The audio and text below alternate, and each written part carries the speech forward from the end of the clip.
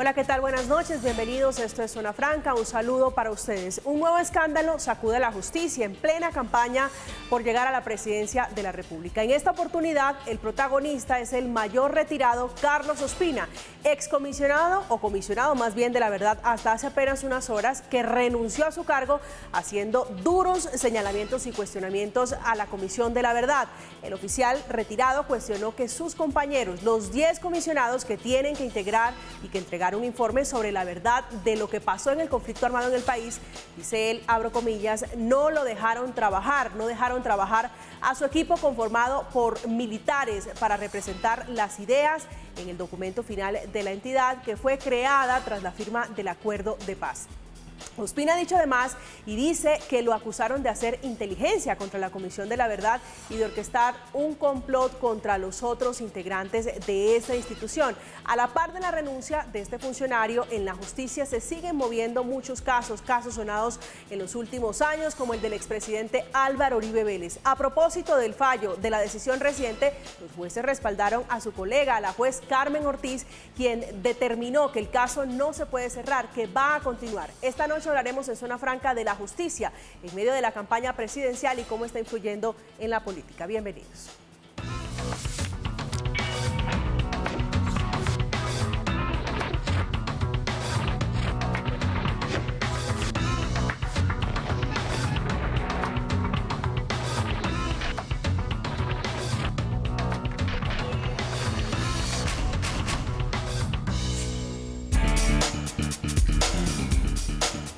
Después de conocerse esta denuncia y esta renuncia que ha revolucionado, por supuesto, el mundo jurídico y el mundo político, la Comisión de la Verdad dijo que lamenta la renuncia del mayor retirado del Ejército, Ospina, diciendo allí que el oficial siempre tuvo las garantías para desempeñar sus funciones como comisionado en la Comisión de la Verdad. Esta noche está con nosotros Gabriel Cifuentes, que es abogado, profesor universitario y exsecretario de Transparencia de la Presidencia. Gabriel, buenas noches, bienvenido. Muy buenas noches, María Camila, y también a los colegas de panel y a la amable audiencia que nos sigue hasta ahora. Sí, señor. Saludo también especialmente a Alita Quintero, una curtida abogada penalista, magíster en Derecho y experta en negociación y mediación. Doctora Quintero, buenas noches. María Camila, qué felicidad encontrarte nuevamente. Muchas gracias por esta invitación. Un saludo también para ustedes y todos los televidentes de este importante programa. El gusto es mío. Saludo también al doctor José Moreno, que es abogado y profesor universitario, abogado penalista. Doctor Moreno, buenas noches. Muchas gracias, María Camila, por la invitación. Gracias a todos los televidentes por estar sintonizados y a los panelistas que hoy nos acompañan. Gabriel, quiero comenzar con usted para preguntarle sobre la temperatura, si se la ha podido medir a las declaraciones del excomisionado, el ex representante de la Comisión de la Verdad, el señor Ospina. Sí, lo que se conoció frente a la renuncia del mayor Ospina, yo creo que es un hecho lamentable, a puertas de que la Comisión de la Verdad, digamos, publique el informe final después de 3 años de trabajo.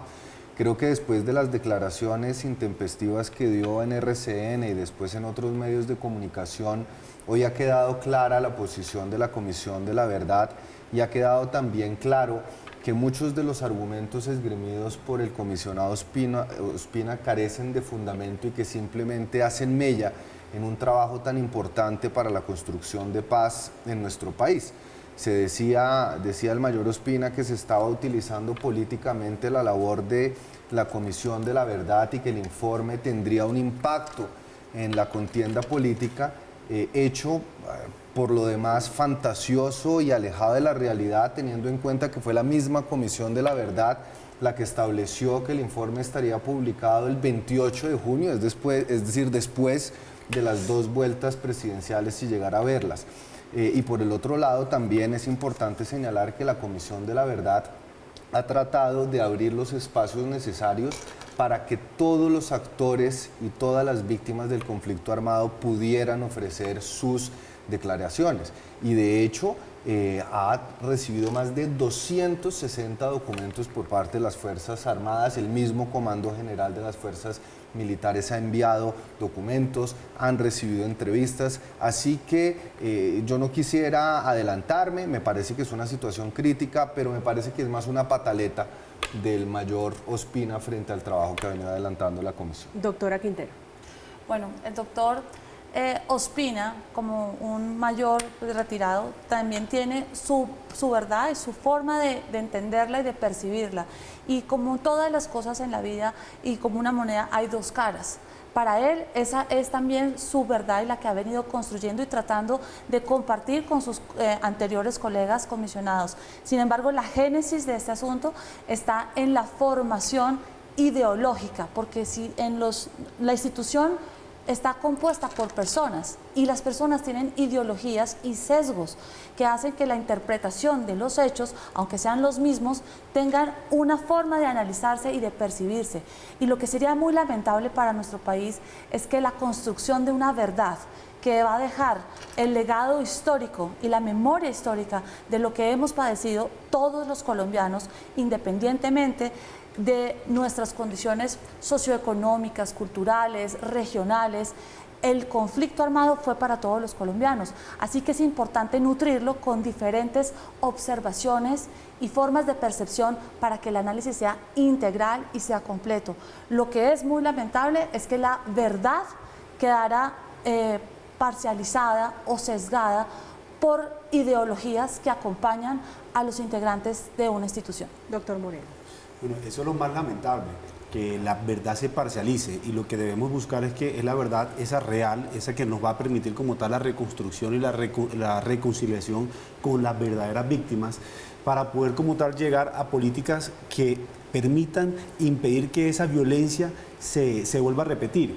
Yo sí creo importante que el mayor hace un llamado de atención como tal a lo que se va a presentar en el informe, y no debemos desconocer que también esa otra parte, esos guerrilleros que hicieron parte del conflicto, son también unos delincuentes que tuvieron un papel fundamental, y que a pesar de que se pudieran haber originado por políticas como tal de Estado, por falta de que el Estado no haya llegado a municipios donde debía llegar y prestar como tal la seguridad, prestar atención en salud, brindar servicios de educación, tampoco amerita que se desconozcan y que se oculten o no se saca a relucir en un informe final hechos tan lamentables como el reclutamiento de menores. Yo sí creo que la verdad tiene que ser total para que no se parcialice a pesar de las ideologías, porque de lo contrario no vamos a permitir no vamos a permitir sanar esas heridas que se ocasionaron a través del conflicto. Gabriel, ¿cómo queda la Comisión de la Verdad, digo, en materia de credibilidad,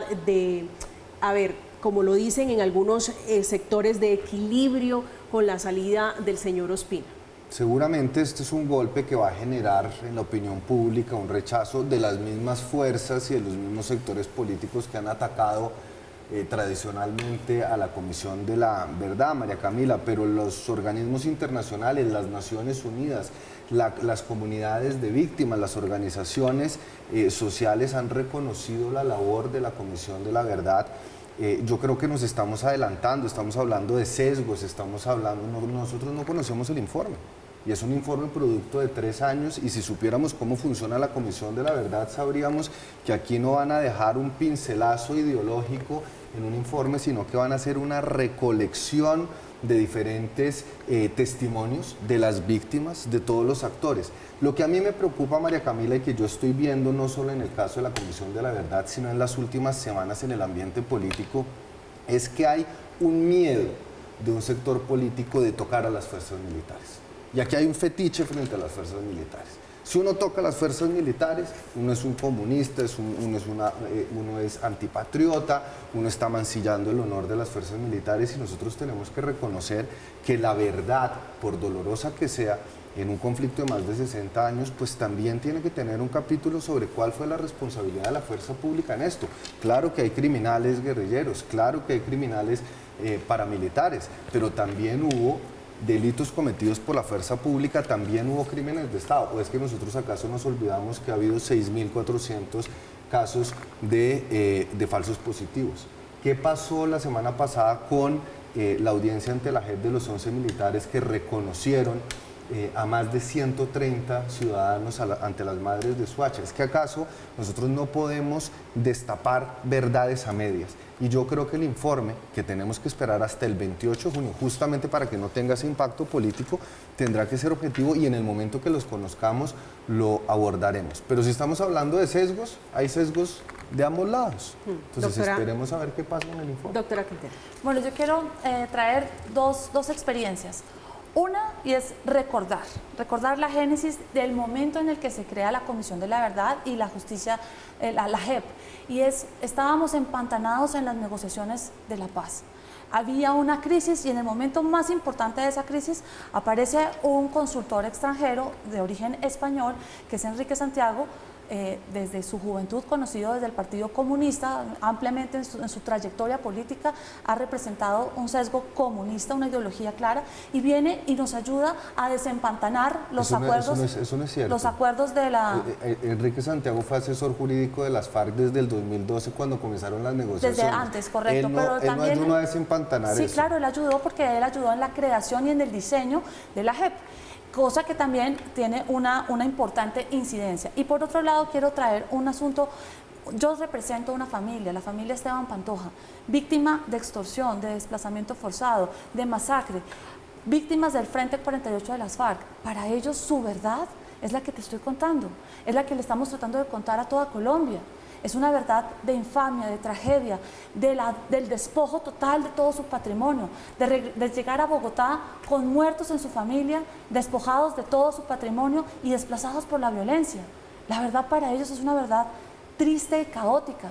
Y no puede ser que también olvidemos la verdad de esas víctimas, de las víctimas que padecieron masacre, secuestro, el desapego, el desarraigo de sus raíces, salir del Putumayo de un día para otro. ¿Usted cree, doctora Quintero, que como está en este momento la Comisión de Paz, la Comisión de la Verdad, no hay garantías para las víctimas?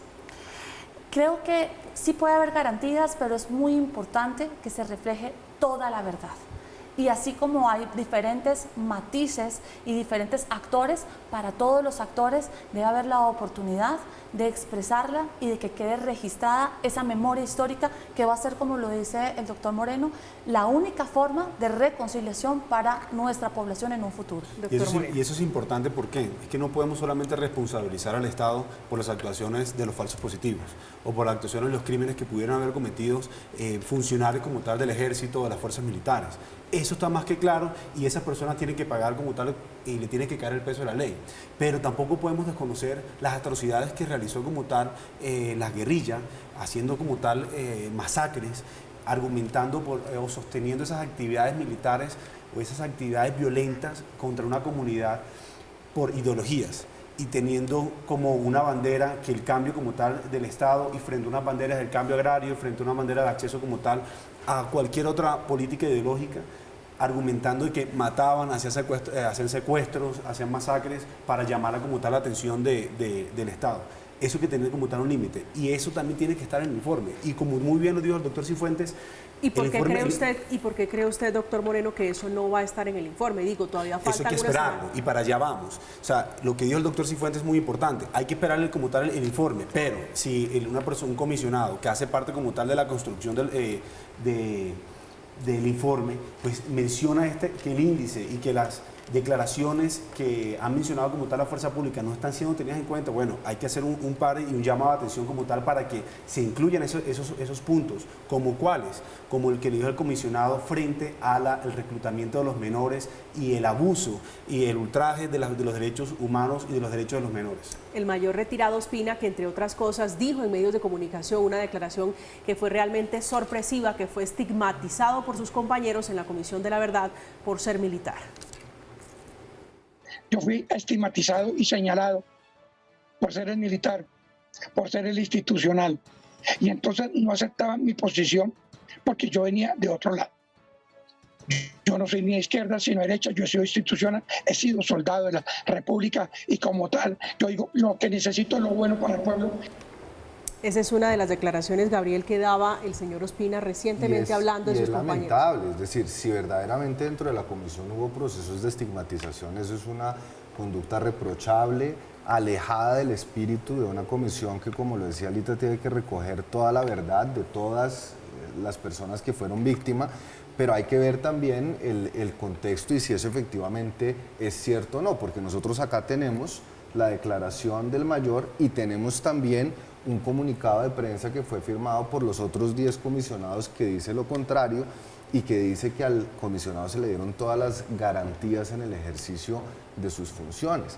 Y yo también quiero decir una cosa, y es que no podemos saltar a señalar que el proceso de justicia transicional, que yo estoy completamente en desacuerdo con Alita, aquí no es que entró un asesor comunista a crear la JEP y la Comisión de la Verdad, esos fueron procesos acompañados por el Consejo de Seguridad de las Naciones Unidas, pues gracias a la Comisión de la Verdad, gracias a los testimonios que se han rendido en ellas, gracias también a la labor de las demás entidades que creó el proceso de paz, hoy tenemos más de 21.000 reportes de secuestros, cuando la Fiscalía no tenía más de 6.000. Tenemos reportes sobre ejecuciones extrajudiciales, se abrió un capítulo sobre reclutamiento forzado, se abrió un capítulo sobre violencia sexual en el marco del conflicto. Entonces, yo creo que no podemos nosotros tampoco ideologizar lo que está pasando con la justicia transicional y desconocer que el mismo espíritu de la justicia transicional pone a las víctimas, a más de 9 millones de víctimas, en el centro de sus operaciones. Gabriel, y eso está que funcionando. un asesor reconocido participe como asesor de las FARC en las negociaciones de la paz e intervenga en ellas para el diseño de un modelo de justicia como el que tenemos actualmente para la JEP. ¿Tú no crees que eso genere una gran incidencia o una influencia y que también transmita su propia ideología? Absolutamente Sería no, algo como absurdo creer que una persona construya algo y en esa construcción no le haga un aporte de su tinte ideológico. Y del otro lado está Humberto de la Calle, y Sergio Jaramillo, y Juanita Gobertus, y el general Mora también participó en la negociación. Yo no veo nada extraño que las FARC, que hacía parte de una mesa, espérate, en la negociación tengan a sus propios asesores. En esa negociación participó, no es un Estado fallido, claro, es una negociación de paz. Pero en esa negociación no era necesario crear una justicia aparte, especial. Y te explico por qué. Porque ese modelo de construcción de una justicia independiente, novedosa, aparte, generalmente se suscita en estados que han fracasado, en estados fallidos, que tienen que hacer una reconstrucción y por eso crear un órgano, una jurisdicción especial. Nosotros no necesitábamos crear una jurisdicción especial, necesitábamos ampliar y traer nuevos funcionarios para la consolidación de la justicia que actualmente teníamos. Lo que está claro es que la institucionalidad como tal en el país pues es muy poca y que como tal la confianza que se tiene en las instituciones como la justicia pues hoy en día está más que demeritada y eso se ve como tal cuando se empieza a judicializar la política o a politizar como tal la justicia en ciertos aspectos. Entonces yo sí creo que ha sido fundamental para lograr esa confianza realmente en los diferentes actores que se haya creado como tal la Justicia Especial para la Paz, pero ¿a qué costo? Y a qué costo como tal frente a la justicia y la verdad, a la presunta verdad que se está llevando y que se está declarando como tal en la comisión. Entonces hay que darle espacio a todos y tampoco permitir que ni la ideología de la derecha ni la de la izquierda pues parcialicen la verdad que se están desarrollando, que se están recibiendo por parte de los actores, de las partes del conflicto armado. ¿Usted le da la lectura, es decir, la justicia está politizada? Hasta cierto punto la justicia se politiza y se puede decir que en beneficio también de la comunidad cuando se protegen como tal derechos económicos, sociales y culturales o derechos fundamentales, en donde la justicia tiene que hacer ese papel o ha tomado, de acuerdo al marco legal, en la protección como tal las garantías constitucionales, ha tomado decisiones políticas en el marco de proteger la Constitución. Ahora, frente al marco de si la política está siendo judicializada o si la justicia está siendo utilizada para judicializar como tal a los políticos, hay que tener en cuenta que eso es un riesgo muy alto, en donde si el juez o los magistrados como tal se extralimitan del marco legal y empiezan a utilizar las ideologías subjetivas para judicializar a los políticos y para que una idea de derecha, de izquierda o de centro prevalezca más sobre la otra y sobre todo en las campañas políticas, porque lo que sí está claro es que cada vez que llega una campaña presidencial empiezan como tal las judicializaciones, las capturas a los políticos. Yo quiero recordarles algo. El 30 de enero del año 2015, el exfiscal Montealegre anunció 2 días antes en la Blue Radio que le iba a hacer interrogatorio a Óscar Iván Zuluaga, candidato presidencial, en el año en el que se arrancaban las elecciones. En pleno año electoral, para el 30 de enero, se estaba haciendo un llamado a una citación para un interrogatorio. Eso es claramente una forma en la que el Estado y la Administración de Justicia invade las esferas políticas y que tiene un fenómeno y un impacto político, como lo tuvo, en efecto, llamar a un interrogatorio a uno de los candidatos presidenciales. Gabriel. No, pues que se utilice la justicia con fines políticos, de eso no me cabe la menor duda. Poner en tela de juicio, y después seguramente lo conversaremos, a los jueces de la Corte Suprema, a los jueces de la República, diciendo que son maniquíes, digamos, de políticos, me parece que es atrevido, me parece que no tiene fundamento, y que la justicia no funciona en los términos políticos. Cuando hay una decisión, cuando sale una providencia, la providencia se tiene que cumplir. Pero yo quisiera volver, María Camila, a algo, y es: Colombia no ha sido un Estado fallido, y de los más de 700 procesos de justicia transicional que se han dado a lo largo de los últimos 50 años, crear mecanismos de justicia transicional ha sido no solo promovido por las Naciones Unidas, sino que ha sido algo común. Y tan ha sido necesario en Colombia, que la Fiscalía, después de 30 años de operaciones de esa justicia ordinaria que se está tratando de reconocer como la única vía de resolver los problemas del conflicto armado, no había llegado ni al 5% de las investigaciones que hoy se están adelantando. Entonces, yo creo que es importante reconocer lo que ha significado la institucionalidad que se propuso con los acuerdos de paz, y lo que eso también está significando para las víctimas, que por fin, después de 60 años de conflicto, están recibiendo reparación, están conociendo verdad y están viendo cómo los máximos perpetradores de los delitos más atroces, guerrilleros, militares, están diciendo la verdad. Y paramilitares que también han aterrizado en la Jurisdicción Especial para la Paz. Como civiles terceros. Pero el ejemplo de los paramilitares es perfecto para demostrar cómo la Fiscalía fue ineficiente. Justicia y Paz fue un fracaso rotundo. 150 decisiones en 20 años donde no se ha tenido un reconocimiento efectivo de las víctimas, donde no se ha tenido reparación. Es un balance nefasto de esa institucionalidad ordinaria que verdaderamente demostró que no estaba en las capacidades ni en las condiciones de enfrentar procesos tan gruesos, tan complejos como los que se derivan de un conflicto. Hablando, Gabriel, de un tema tan sensible, un tema tan delicado como es la Comisión de la Verdad, que tiene una tarea que es de gran proporción, y es redactar lo que se va a quedar consignado para el país como lo que ocurrió en el marco del conflicto. Llámese paramilitares, llámese grupos guerrilleros y llámese militares que también hicieron parte, por supuesto, del conflicto armado. ¿Cómo queda la Comisión de la Verdad con unas declaraciones como las que hace el comisionado Ospina? ¿Cómo queda la credibilidad, la confianza de quienes están esperando esa relatoría? Yo creo que para los sectores políticos que han atacado a la Comisión de la Verdad es simplemente gasolina para seguir deslegitimando la operación de una entidad, además, que está siendo dirigida por una persona que tiene una trayectoria, un reconocimiento inmenso. Pero yo creo que el 28 de junio Colombia va a conocer los relatos, porque además el informe se construye a partir de los relatos de las víctimas y no tiene efectos judiciales. Es simplemente la reconstrucción de las múltiples verdades, que van a incluir las verdades de los militares, que van a incluir las verdades de los excombatientes, que van a incluir las verdades de las víctimas. Entonces yo creo que el 28 de junio nosotros vamos a tener un informe que va a tener un carácter histórico, que ha sido además reconocido por la comunidad internacional y que nos va a ayudar a nosotros como sociedad a sanar. Si nosotros no conocemos la verdad, o si nosotros tapamos las verdades o damos verdades a medias porque le tenemos miedo a ciertas verdades, Colombia no va a salir adelante. Alita. Bien, creo que todos estamos de acuerdo contigo en que es necesario, o sea, en este punto en la actualidad es necesario continuar y preservar la justicia, la JEP, y que haga su trabajo, porque es completamente necesario para obtener la paz en las generaciones actuales y futuras de Colombia. Sin embargo, la Comisión de la Verdad es algo tan sensible, y lo acabas de decir, no hay una jurisdicción. no hay una toma de una decisión, ellos no tienen la capacidad jurisdiccional.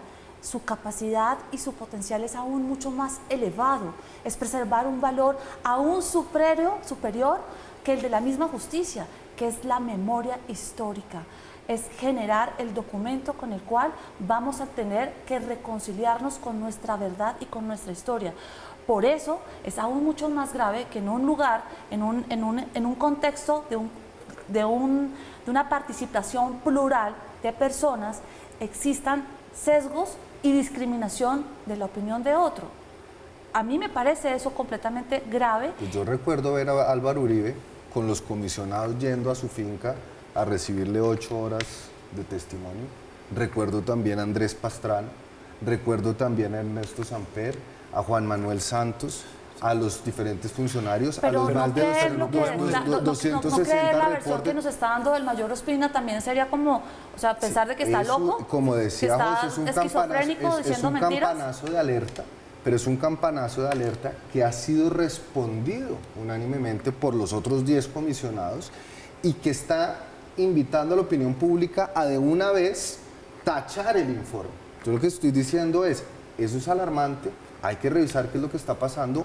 Tenemos la versión también del presidente de la comisión y de los otros comisionados y el informe va a llegar el 28 de junio y ahí podremos evaluar. De todas maneras hay que esperar el informe para saber Claro. como tal cuál es la decisión que, si lo que dijo el mayor es cierto o no es cierto. Pero lo que sí no podemos desconocer es que eso que mencionó el mayor no hay que tenerlo en cuenta. Ojo que hay que, Claro. mencionó como tal una estigmatización, mencionó como tal que no los escucharon y yo sí creo que se tiene que tomar cartas en el asunto. ¿Por qué? Porque lo más importante en un proceso de justicia transicional es la verdad, Es la donde se inclusión. hace, donde se prevalece la verdad sobre la justicia. ¿Para qué? Para lograr esos parámetros de reconciliación que permiten como tal una construcción de una sociedad sostenible, una sociedad democrática. De lo contrario, si esa verdad, y solamente será la verdad de los vencidos, de los ganados, o los que firmaron como tal el acuerdo de paz y que tuvieron como tal demasiadas prebendas, pues no vamos a lograr tener una paz verdadera y el objetivo principal de la comisión. Esa es la verdad y por eso es que, como tú muy bien lo decías, se quitaron todas esas posibles responsabilidades que se pueden, tanto disciplinarias, penales, civiles, fiscales, que se pudieran haber generado a partir de las declaraciones que ellos pudieron realizar. O además de eso, podría ser hasta una fórmula de escape para decir, bueno, yo declaro esto, pero no me van a sancionar y no me investiguen más adelante frente a las cosas que he declarado. Pero sí es importante y sí hay que tener en cuenta lo que dijo el mayor. Porque no podemos decir, bueno, que una persona también reconocida, como son todos los que hacen parte de la comisión, pues salga diciendo ante los medios de comunicación que me estigmatizaron o que se está parcializando cuando es esa persona la que ya conoce como tal el índice. Nosotros aquí no conocemos cuál es el índice del informe final, y lo conoceremos como tal el 28 de junio. Entonces, hasta ese momento podemos decir, es cierto, se imparcializó o no se imparcializó el informe de la comisión. Yo les hago una pregunta y es, en una sala plena, donde hay magistrados y somos todos abogados, si hay una decisión mayoritaria puede haber un salvamento y una aclaración de voto.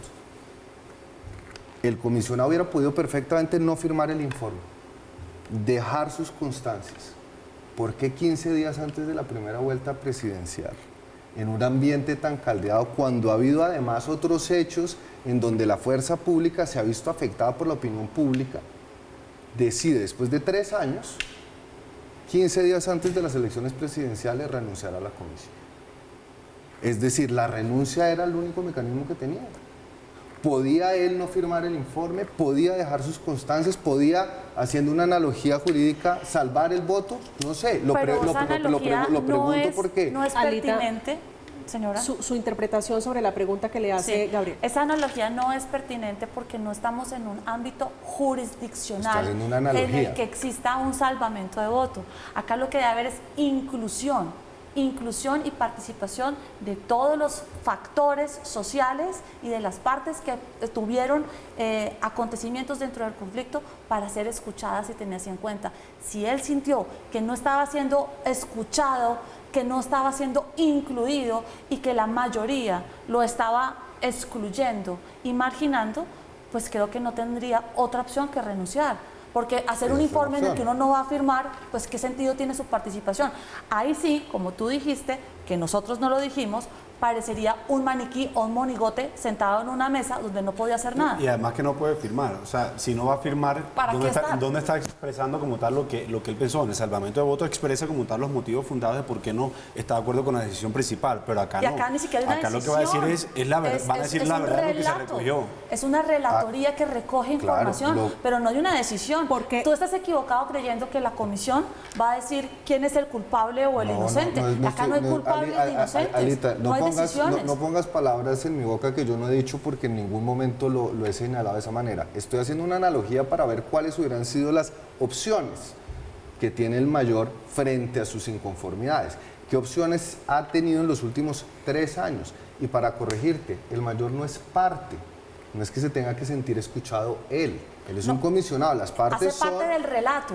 No, él no hace parte del relato. De la construcción del relato, Él, porque finalmente va a ser él va un a documento. construir, pero las partes son las víctimas, los militares que participaron en el conflicto y los guerrilleros. Entonces la pregunta que yo estoy planteando, metiéndole un poquito de picante aquí al asunto, doña Camila, es ¿por qué renunciar 2 semanas antes de las elecciones cuando ha tenido la posibilidad de no firmar el informe? ¿Usted cree que esto incide, que esto cambia algo en la Claro. balanza y el péndulo en la política? Esto sin lugar a dudas se vuelve un tema de opinión pública y de controversia entre los sectores políticos que se sienten atacados cuando hay informes que demuestran que las fuerzas militares han participado activamente en ciertos crímenes y que no solo en el tema de la comisión, es que durante las últimas semanas las fuerzas militares se han visto muy afectadas por lo que pasó en la JEP, por lo que pasó en el Putumayo, por el debate de la moción de censura. Es decir, las fuerzas militares están siendo el debate entre Petro y Zapatero, es decir, nosotros tenemos que leer esto un poquito en contexto. A mí sí me parece llamativo, por decirlo menos, que justo en este momento renuncie el mayor cuando se están teniendo debates en otras instancias, en otros niveles. ¿Usted lo ve así, doctor Moreno? Es decir, una renuncia de un comisionado, en el caso del señor Ospina, cambiando un poquito la balanza hacia un lugar u otro en materia política. Yo no creo que genere como tal un cambio a favor o en contra de un sesgo político o de un lado político.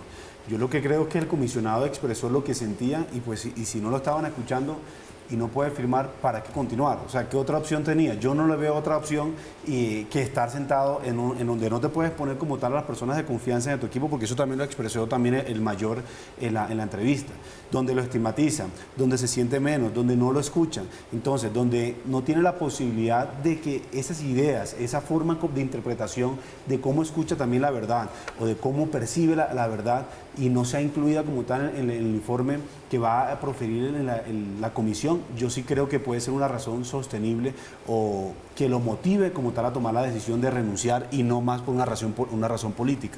Alita. Estoy totalmente de acuerdo.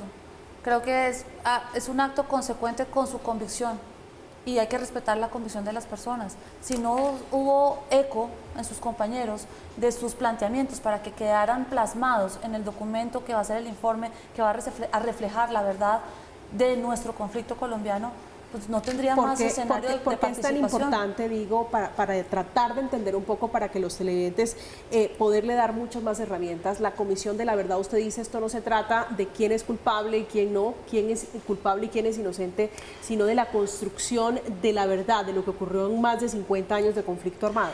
Porque ese relato es la bitácora con la que a partir del momento en que ya esté el resultado, nosotros tenemos que vernos y reflejarnos para nunca más repetir esas mismas actuaciones, esas mismas atrocidades, los vejámenes contra la niñez, los vejámenes contra el medio ambiente, cuando vuelan oleoductos, no es solo el dinero que cuesta para una petrolera, sea pública o sea privada, es el impacto ambiental y los años que va a tomar recuperar ese perjuicio no solo al ambiente, sino a la humanidad misma.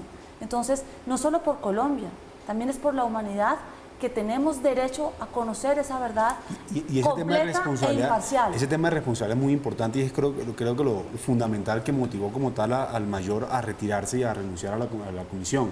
Es si solamente iban a responsabilizar al Estado por el conflicto armado, pues ¿dónde está también la verdad de la otra parte? Porque es que la única responsabilidad no es del Estado. Entonces, Decir eso es aceptar que volar los oleoductos, generar masacres, entonces como estaba legitimado por un fin mayor ideológico por parte de las guerrillas, es entonces aceptar ese medio para poder como tal sostener que ellos no eran los culpables, que todo se debió porque el Estado nunca garantizó la seguridad, la salud, el derecho, los de la seguridad social, entre otros derechos, para legitimar como tal esas actuaciones macabras de la guerrilla. Son derechos superiores. Pero yo no sé, de lo que se conoce hasta ahora, de las audiencias que ha habido, yo no creo que eso sea el relato de la comisión. Es decir, aquí en la comisión se han presentado audiencias donde la guerrilla ha pedido disculpas y ha reconocido su responsabilidad en atrocidades como Bojayac, que acaba de cumplir 20 años. Es decir,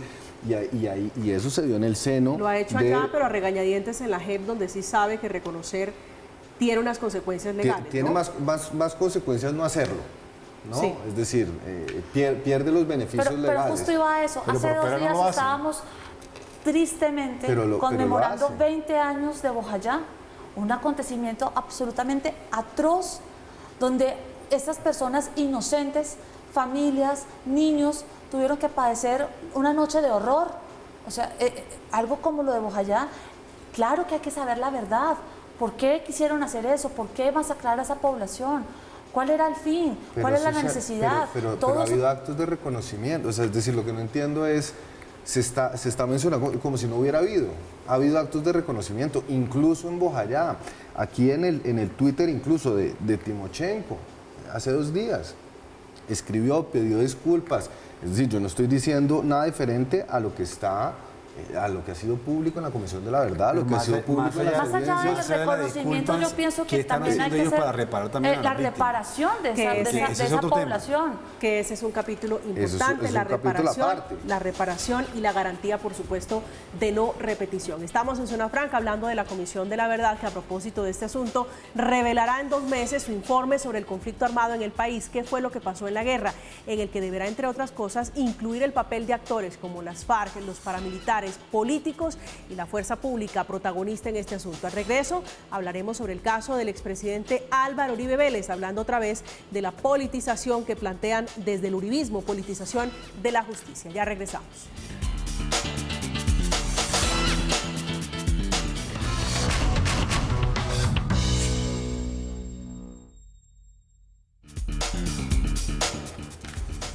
Regresamos y seguimos hablando de justicia porque por cuenta del expresidente Álvaro Uribe Vélez, los jueces emitieron un duro comunicado denunciando que la juez Carmen Ortiz ha sido víctima de ataques y señalamientos luego de que decretara que no cerraría el caso del ex jefe de Estado por presunta manipulación de testigos. Doctor Moreno, usted que es penalista, usted que litiga, ¿cómo está viendo la decisión de la juez, la respuesta de los jueces, la respuesta del expresidente Álvaro Uribe Vélez y también de sus abogados? Bueno, lo primero que hay que hacer es proteger como tal a los jueces para que las decisiones sean autónomas y no sean por presiones ni políticas ni sociales, sino sean decisiones jurídicas, en donde se limiten a estudiar como tal los hechos y con esos hechos adecuarlos a unos fundamentos jurídicos y con esa valoración probatoria tomar una decisión. Pues la juez, dentro del marco legal, tomó una decisión de no precluir como tal la investigación o el proceso adelantado contra el expresidente Uribe, teniendo en cuenta que consideró que habían motivos suficientes para inferir razonablemente la autoridad de participación tanto del fraude procesal como el tema de la expresión como tal a los testigos. Entonces, lo que va a seguir ahora es que la Fiscalía o solicite una nueva preclusión o solicite como tal o presente el escrito de acusación, llama el marco como tal o en cabeza del nuevo fiscal, el señor Cárdenas, que le tocó como tal la investigación. Doctor Gabriel.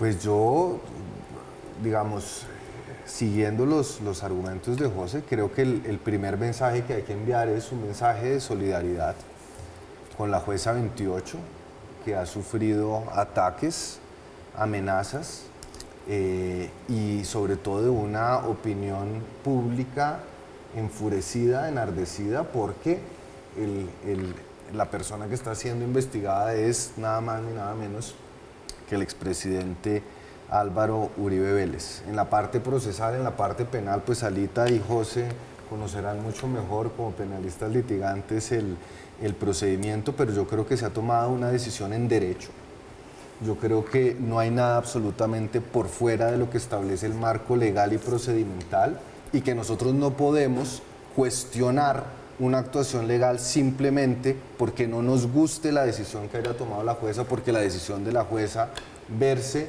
sobre unos hechos que involucran al expresidente Álvaro Uribe. Entonces yo creo que hay que solidarizarnos con la jueza y reconocer que tomó una decisión muy valiente, porque las presiones por las cuales tuvo que haber pasado no han debido ser pocas, y que tomó una decisión en derecho y que me parece que el proceso tiene que seguir adelante.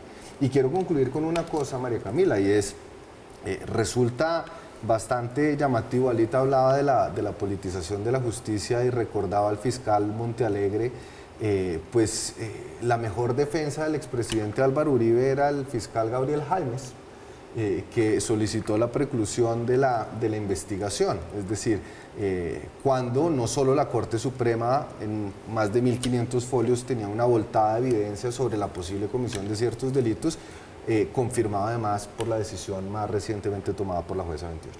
Bien, lo que pasa es que me uno al respaldo institucional de los jueces de la República, a quienes respeto y aprecio profundamente. Sin embargo, aquí debo hacer una aclaración de carácter técnico y tú me corriges. El acto de la preclusión es la solicitud que hace el fiscal de conocimiento de un caso para decirle al juez de conocimiento: precluya esta investigación. Y existen 7 causales para hacerlo y es casi que una lista de chequeo para verificar si se cumplen o no ciertos requisitos con respecto a la solicitud de la preclusión. Pero aquí hay que entender que la decisión que toma la juez va un poco más allá de la simple verificación técnica de las causales por las cuales se está invocando el acto de preclusión, y va en el más allá a hacer una valoración sobre la responsabilidad o no, o posible responsabilidad o no, que eso es objeto de otra etapa y otra fase procesal, técnicamente de la tercera, porque la primera fase es la parte de investigación, la segunda de preparación para ir a un juicio, donde las partes se ponen de acuerdo sobre los límites de los hechos jurídicamente relevantes y cuáles son los elementos que van a aportar, y finalmente viene la tercera, que es el juicio oral. Entonces, aquí desde el punto de vista técnico, el acto de preclusión era simplemente una solicitud que hacía el fiscal sobre unos aspectos que hacían falta, que hacen una ausencia de elementos, evidencia física o elementos materiales probatorios para continuar con el acto de acusación. A mi modo de ver, creo que ese chequeo de esos aspectos técnicos de la preclusión fueron un poquito más allá y empezaron a sustanciar aspectos que tenían que estar dentro del debate probatorio que nos da la inferencia razonable de autoría. Yo creo que la juez no se extralimitó en el sentido de que, o sea, si hay una valoración probatoria, o sea, el juez no puede permitir que una investigación que tenga elementos materiales probatorios suficientes, o por lo menos para surtir una primera etapa y para adecuarla, se archive o no se continúe como tal con la investigación para llevar como tal a la autoría de una responsabilidad penal del acusado. Yo sí creo que la juez tiene unas facultades para ir de pronto a revisar si existen los elementos que se adecúan para hacer la tipicidad en el caso. Y la juez en este caso consideró que sí había los elementos para decir que por lo menos había una inferencia razonable, porque es que tenemos que tener en cuenta que en las diferentes etapas que se tiene, pues del proceso penal hay una inferencia razonable que se estudia en el ámbito de la formulación de imputación, una probabilidad de verdad que se estudia en el ámbito de la acusación y un tema de convencimiento más allá de duda razonable, pues en el ámbito de juicio oral. ¿Qué dijo la juez? Pues para ese despacho, la juez consideró que existían unos elementos materiales probatorios. Que había dudas, que fue lo que dijo la juez. Razonablemente que de pronto que esa conducta sí se podría como tal adecuar, sin entrar más allá de pronto una responsabilidad, y para la juez sí de pronto sí podría adecuarse la conducta. Ahora bien, eso de la responsabilidad se determinará o que en otra solicitud de preclusión bajo otra causal o bajo otros elementos que no permitan como tal de pronto margen de error. De que de pronto no permitan demostrar la responsabilidad o de permitan adecuar la otra causal de la preclusión, pero Lo importante acá es que la juez, dentro del marco, dijo, ojo, que frente a estos elementos puede existir una inferencia razonable y frente a unos elementos que no incluyó la Fiscalía, porque Sí. ese es otro tema importante de la decisión. La juez dijo, la Corte Suprema de Justicia analizó unos documentos que la Fiscalía no tuvo en cuenta en la solicitud de preclusión y por eso se la niego, y porque con ese fundamento de esos elementos materiales probatorios, la juez dijo, puede existir por lo menos ese estándar probatorio de la inferencia razonable. Gabriel. Yo coincido 100% con José. Para mí no hubo ninguna extralimitación de funciones de la jueza. Aquí lo que creo es que le dijo, fiscal Jaimes, usted está pidiendo la preclusión por estos argumentos, haciendo una valoración del material que consta en el archivo, nosotros podemos identificar que efectivamente esta prueba no se tuvo en cuenta, acá le faltó esto, y yo lo que creo que fue un jalonazo de orejas para el fiscal Jaimes y para la Fiscalía.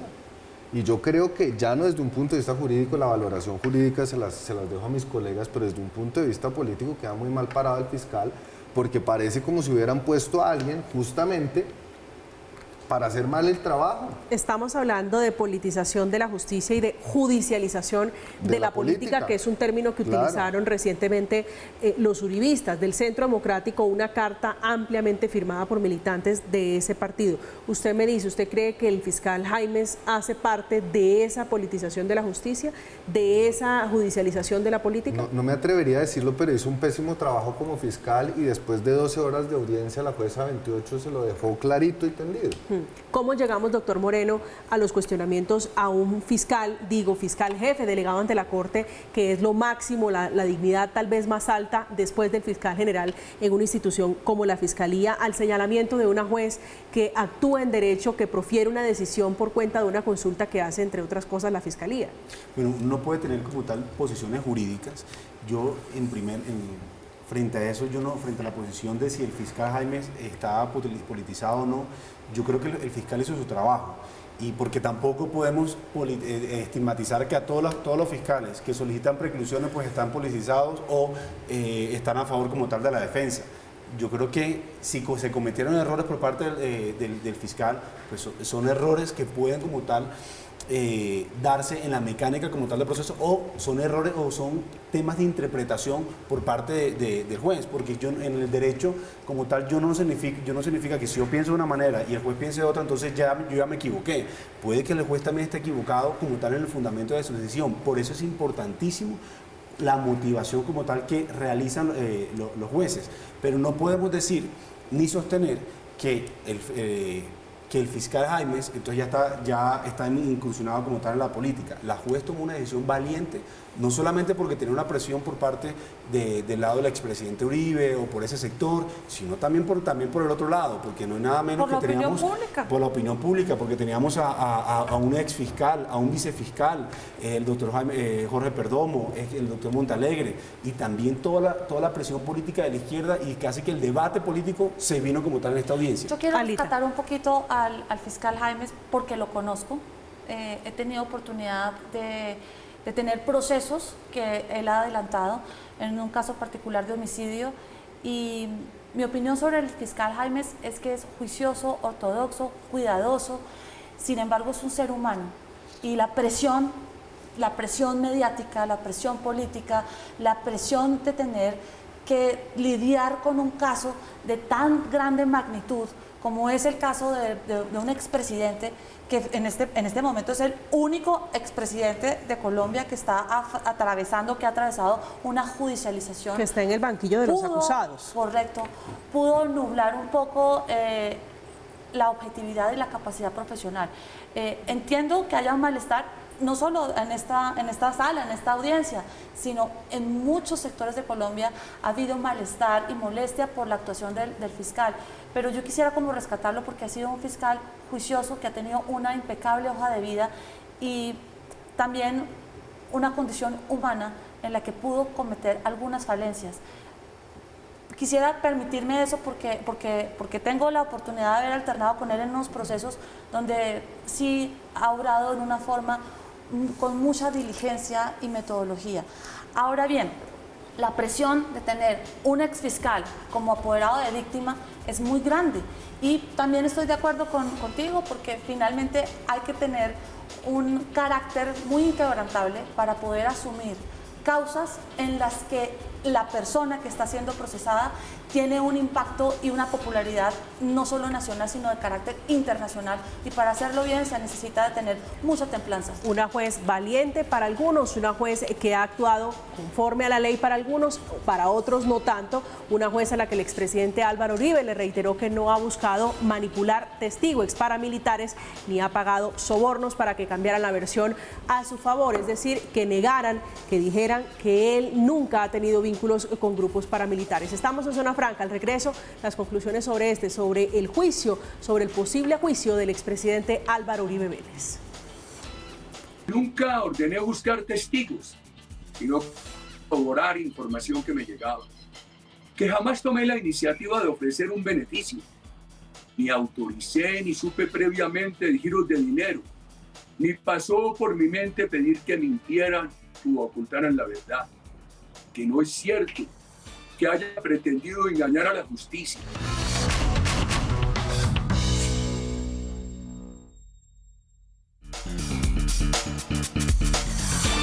Regresamos, seguimos hablando de justicia. A propósito del expresidente Uribe, hay cambio, doctora Lita, de fiscal. Está en manos del fiscal delegado ante la Corte, Javier Fernando Cárdenas. ¿Esto en qué cambia el panorama, las circunstancias para Uribe? Totalmente. Con un nuevo fiscal habrá una nueva visión del caso y tendrá que enfrentarse a dos opciones, dos caminos. Uno, fortalecer la investigación, incorporar eso que dijo la señora juez, que eran elementos que habían estado en consideración de la Corte Suprema de Justicia y que para el fiscal Jaimes no fueron tenidos en cuenta. Profundizar en ellos, tenerlos en cuenta, ampliar la investigación y en 90 días formular acusación. O continuar con la visión, pero a su manera, de insistir en la preclusión, y tendrá 90 días para formular la solicitud de preclusión por otra causal, o mejorando la causal, o incorporando una de las 7 de una forma técnica que incluya todo el contenido del proceso, para que pueda llegar a la convicción a la señora juez que existen las razones jurídicas, técnicas y precisas para llegar a la preclusión. Sin embargo, vamos a esto en 90 días. ¿Y a qué puede llegar? Pues estamos ampliando los momentos procesales y dilatando el proceso. Muchos tiempos. Doctor Moreno, ¿cuál cree usted que va a ser la suerte, el destino final, el puerto final de este proceso? Bueno, el destino es totalmente incierto por las circunstancias. Será como tal el nuevo fiscal el que determinará cuál es el camino a seguir, si acusa o si precluye, y si los elementos como tal materiales probatorios son suficientes para lograr esa inferencia razonable, y no solamente para eso, para hacer la adecuación típica como tal de los hechos. Lo que sí es importante es establecer que esas presiones ajenas a la justicia no deben afectar como tal la decisión del fiscal, y por eso es importante proponer que la Fiscalía y la Justicia sea un órgano autónomo y que realmente sea un tema de contrapesos y que no sea politizada como tal la justicia, o que la justicia no sirva para judicializar como tal la política, porque no hay peor injusticia que una justicia simulada. Gabriel, me da pena con usted, me quedan 30 segunditos. No, yo en 30, es que no tengo más de 30 segundos para decirle que en Colombia, con este caso, se está demostrando que no hay nadie que tiene que estar por encima de la ley. Gabriel en Cifuentes. Colombia no tiene que haber intocables.